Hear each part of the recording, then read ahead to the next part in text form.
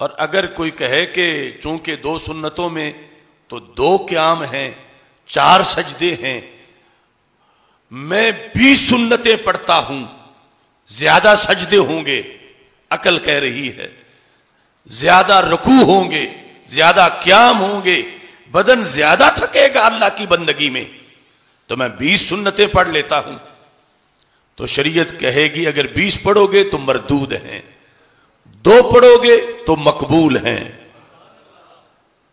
اب عقل تو کہتی ہے کہ جب محنت زیادہ کر رہے ہیں تو ہمیں ایسا کرنا چاہیے. شریعت کہتی ہے کہ عمل کی جو ویلیو بنتی ہے وہ محبوبوں کی اداؤں سے بنتی ہے. 2 سنتیں پڑھنا حضرت محمد مصطفیٰ صلی اللہ علیہ وسلم کی سنت کی مہر اس پہ لگی ہوئی ہے، اور 20 پڑھو گے تو وہ تمہارا اپنا طریقہ ہے. تو اللہ کے دربار میں محبوبوں کی اداؤں کی ویلیو پہلے ہوتی ہے. تو اس بنیاد پر اگرچہ مطلقاً صدقہ و خیرات بڑی اچھی چیز ہے، لیکن اس کے بدلے میں اس کی وہ ویلیو نہیں جو اس کی ہے، کیونکہ یہاں سنت ابراہیمی بھی ہے، سنت محمدی بھی ہے علیہ الصلوۃ والسلام. تو اس بنیاد پر عقل قرباں کن بپیش مصطفیٰ صلی اللہ علیہ وسلم، یہ اللہ کی مرضی ہے اور اللہ کے رسول صلی اللہ علیہ وسلم کی مرضی ہے کہ اس کے ذریعے سے وہ انسان کو کتنا نوازنا چاہتے ہیں. اور ہر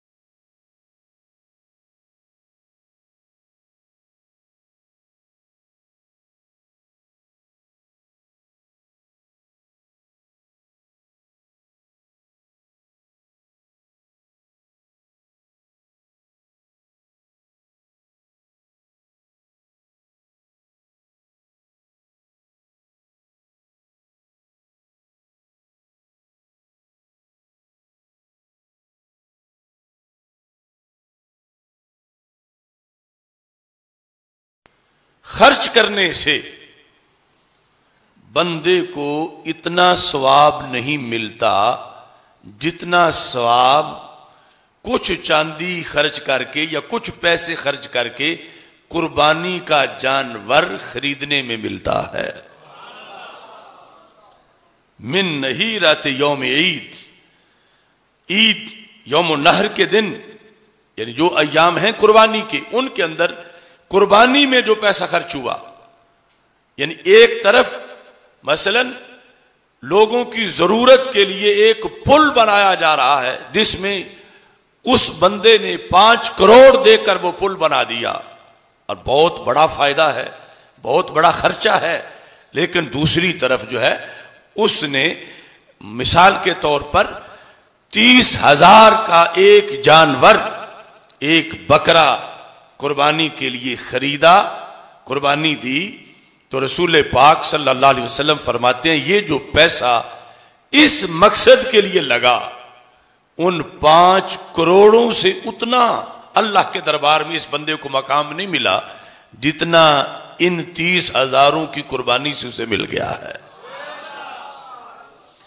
یہ صاحب شریعت جانتے ہیں کہ اللہ کے دربار میں ریٹ کیا ہے، اللہ کے دربار میں ویلیو کس چیز کی ہے، کس دن کون سا کام اللہ کو زیادہ پسند ہے.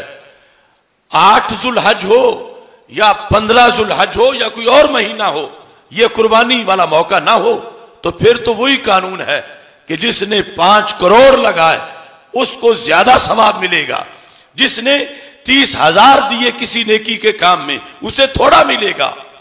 مگر یہ جو مخصوص اوقات شریعت نے معین کر دیے، یہاں اسی قانون کے مطابق کہ اس کی مرضی ہے وہ جس طرح خوش ہو، تو اس دن وہ اس کام میں زیادہ خوش ہوتا ہے قربانی کے عمل سے۔ اس بنیاد پر نبی اکرم نور مجسم شفیع معظم صلی اللہ علیہ وسلم نے اس کا زیادہ اجر امت مسلمہ کے لیے بیان کیا۔ اور دوسری طرف رسول اکرم صلی اللہ علیہ وسلم نے جو بندہ وسعت رکھنے کے باوجود یہ کام نہیں کرتا، قربانی کا جو نصاب ہے شرعی طور پر ہمارے معاشرے میں اندازاً یعنی 90% لوگ ایسے ہیں کہ جن پہ قربانی واجب ہے، یعنی سنت تو کہتے ہیں کہ سنت سے ثابت ہے، لیکن اس کا درجہ واجب کا ہے، اور ترک پر گناہ واجب کے ترک کا ہے۔ اور نصاب کے لحاظ سے یعنی فرضیت زکوٰۃ سے پہلے بعض وجوہ میں اس کا نصاب پایا جاتا ہے۔ ہمارا جو رسالہ ہے زکوٰۃ کے مسئلے پر، اس میں بھی اس کی وضاحت کی ہے، یعنی صدقہ فطر اور قربانی یہ دونوں نصاب آپس میں ایک جیسے ہیں۔ یعنی جس طرح رمضان میں صدقہ فطر لازم ہوتا ہے، تو جن جن لوگوں پہ صدقہ فطر لازم ہے ان لوگوں پہ قربانی بھی لازم ہے کہ وہ اپنی طرف سے اپنے اہل و عیال جو نابالغ ان کے کفالت کے اندر ہیں ان کی طرف سے، یعنی ہر گھر کا سربراہ جو ہے وہ قربانی دے۔ تو یہاں پر اگر اس نے قربانی نہیں دی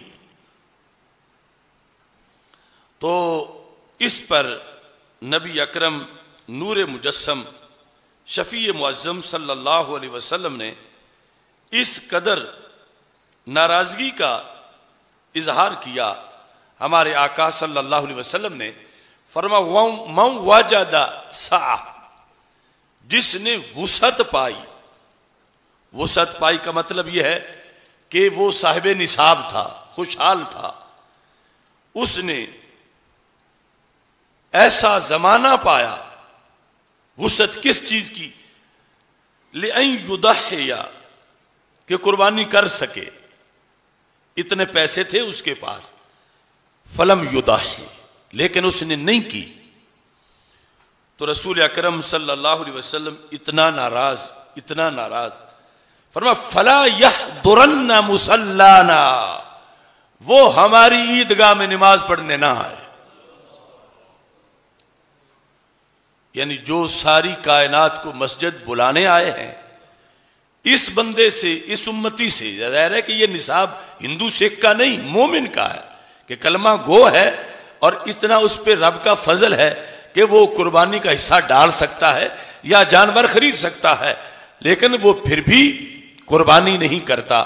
تو رسول اکرم صلی اللہ علیہ وسلم نے یہ ارشاد فرما دیا کہ وہ فلا یحضرن مصلانا، ہم مسلمانوں کی جو عیدگاہ ہے، ہماری جو مسجد ہے جہاں عید پڑھی جا رہی ہے، ہمارے آقا صلی اللہ علیہ وسلم نے ارشاد فرمایا کہ وہ نہ آئے، میں اس سے ناراض ہوں۔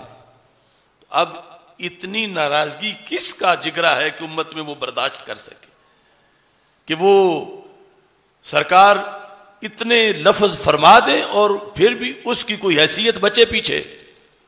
تو اس بنیاد پر قربانی کی اہمیت اور اس کے اندر جو ثواب ہے کہ خالق کائنات جل جلالہ ان الدم لیقع من اللہ بمکان قبل ان یقع الارض، زمین پر خون ٹپکنے سے پہلے اللہ کے دربار میں پہلے قبول ہو جاتا ہے۔ اور ساتھ ہی رسول اکرم نور مجسم شفیع معظم صلی اللہ علیہ وسلم نے قربانی کے جانور کی اس جہت کو بھی بیان کیا، ہمارے آقا صلی اللہ علیہ وسلم نے فرمایا کہ اما انہو یجاؤ بلحمہا ودمہا تودع فی میزانک 70 ضعفا. فرمایا یہ اس کا گوشت یہ کل تمہارے نامہ اعمال کے پلڑے میں ہوگا، تمہارے ترازو میں نیکیوں کی جانب اس کا گوشت. اور فرمایا لن ینال اللہ لحومہا، رب کو کوئی ضرورت نہیں قربانی کے گوشتوں کی. لن ینال اللہ، اللہ کی رضا نہیں پاتے قربانی کی جانوروں کے گوشت. لن ینال اللہ لحومہا ولا دماؤہا ولکن ینالہ التقوی منکم. اللہ گوشت نہیں دیکھتا، خون نہیں دیکھتا، اللہ قربانی کے وقت تمہارے دلوں کا تقوی دیکھتا ہے. یعنی حصی طور پر کہیں لحاظ ہے کہیں نہیں. قربانی دیتے وقت دل کی کیفیت نہیں دیکھتا کا مطلب یہ نہیں کہ اس سے کوئی چیز چھپ سکتی ہے، اس سے تو چھپ ہی کچھ نہیں سکتا. یعنی جب قربانی دی جا رہی ہے رب جانور سے پیار نہیں کر رہا، قربانی دینے والے سے پیار کر رہا ہے. یعنی اس کی کیفیت دیکھ رہا.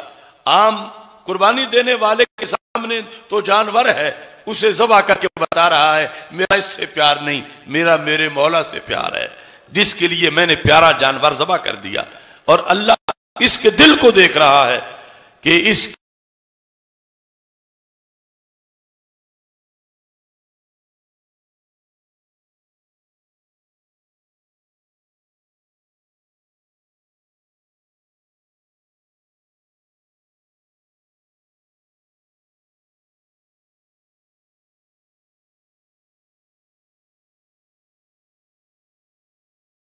اونٹ گائے